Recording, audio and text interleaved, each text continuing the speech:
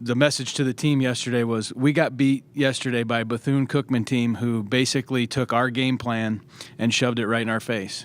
Outwork and out-hustle, pressure. You may not be more talented than the other team, but you're going to outcompete them.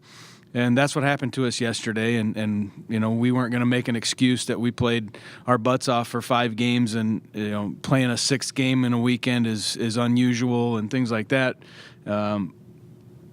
But they did exactly what we like to do to other people. And so I think it was a good, like I said, it left a bad taste in our mouth, but it was a good message to our team that's how we want to play. And we're going to need that going into this week for preparation for Alabama. This next week is going to be very difficult, very tough. But for us, I look at it, there's nothing that we can do this weekend that we lose. We're going to win no matter what. We go against some teams that we're not supposed to beat on paper.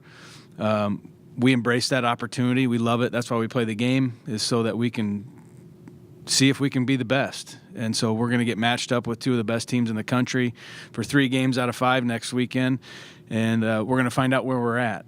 I felt like going into it, we had a bunch of really scrappy hitters. They've learned how to grind out at-bats. There isn't one kid on our team that's afraid of getting to 2 strikes. We've had a number of 2-strike hits.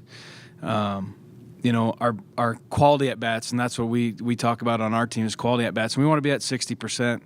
And, we weren't there after the first weekend, but this last weekend we were at 60% in just about every single game that we played and raised our team quality at-bats over 60%, which is fantastic.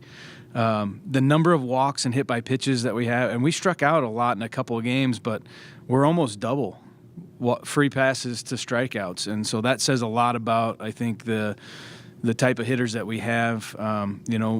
It may be different than what we've ever had before. I don't know. It usually takes about 3 or 4 weeks to start seeing some power, stuff like that develop.